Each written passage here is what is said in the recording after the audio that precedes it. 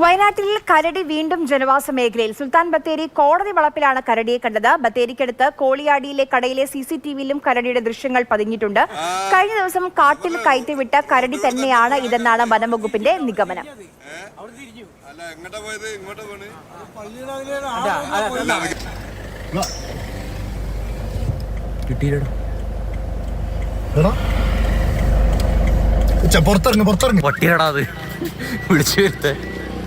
കമൽ, നോക്കൂ, കഴിഞ്ഞ പ്രാവശ്യം ജനവാസ മേഖലയിലേക്ക് വെള്ളമുണ്ട ഭാഗത്തേക്കൊക്കെ കരടി വന്നപ്പോൾ ഏറെ പ്രയാസപ്പെട്ട് 4 ദിവസമൊക്കെ എടുത്ത് പിന്നാലെ നിർത്താതെ പിന്തുടർന്നാണ് കടുവയെ കഷ്ടപ്പെട്ട് വനംവകുപ്പ് കാട്ടിലേക്ക് കയറ്റിയത്. വളരെ പെട്ടെന്ന് തന്നെ തിരിച്ചിറങ്ങി ജനവാസ മേഖലയിലേക്ക്. കഴിഞ്ഞ ദിവസം ഈ മേഖലയിലോ ഈ ബത്തേരി മേഖലയിലോ ഒന്നും ആയിരുന്നില്ല. ഈ മാനന്തവാടി ഭാഗത്ത് കുറുവയ്ക്കടുത്ത് പയ്യമ്പള്ളിയിൽ നിന്നാണ് ആദ്യം കരടി ഇറങ്ങിയത്.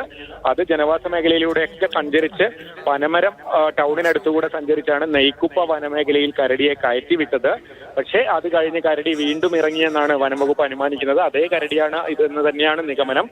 കടുവയെ പോലെ കരടിയെ ഐഡന്റിഫൈ ചെയ്യുന്ന ശാസ്ത്രീയമായ കാര്യങ്ങളൊന്നുമില്ല. പക്ഷേ ജനവാസ മേഖലയിൽ ഇറങ്ങിയ അതേ കരടി തന്നെയാണ് ഇതെന്നാണ് നിഗമനം. എന്തായാലും ആ സ്ഥലത്ത് നിന്ന് കുറേ ദൂരം സഞ്ചരിച്ചാണ് ഇപ്പോൾ സുൽത്താൻ ബത്തേരിയിൽ എത്തിയിരിക്കുന്നത്. ബത്തേരി ടൗണിലെ കോടതി വളപ്പിൽ നിന്നുള്ള ദൃശ്യങ്ങളാണ് ആ ഗേറ്റ് ഉൾപ്പെടെ കാണുന്നത്.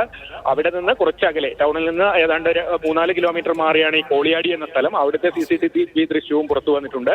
അതിനുശേഷം മുത്തങ്ങയ്ക്ക് പോകുന്ന ദേശീയപാതയിൽ നായിക്കട്ടി ഭാഗത്തും ആളുകൾ കരടിയെ കണ്ടിട്ടുണ്ട്. എന്തായാലും കരടി ഈ സഞ്ചാരം തുടർന്നുകൊണ്ടേയിരിക്കുകയാണ്. നായിക്കട്ടി എന്ന് പറയുന്ന സ്ഥലമൊക്കെ വന്യജീവി സങ്കേതത്തിന് അടുത്താണ്. അതുകൊണ്ട് കാട്ടിലേക്ക് കയറി പോവുകയോ കാട്ടിലേക്ക് കയറ്റിവിടാനൊക്കെ എളുപ്പമാണ്. പക്ഷേ ഈ കരടിയുടെ സ്വഭാവത്തിൽ എന്തോ ഒരു കാര്യമുണ്ട്. കാരണം ഇത് കാട്ടിൽ കയറ്റിവിട്ടിട്ടും തിരിച്ചിറങ്ങി വരുന്നു എന്നത് വനംവകുപ്പിനെ അലട്ടുന്നുണ്ട്.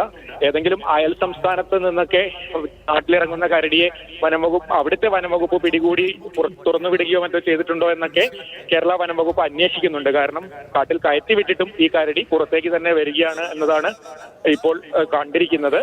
എന്തായാലും ഇന്നലെ രാത്രി കണ്ട ജനവാസ മേഖലയിൽ എവിടെയെങ്കിലും ഉണ്ടോ എന്നറിയാൻ വനംവകുപ്പ് തിരച്ചിൽ നടത്തുന്നുണ്ട്. ശരി.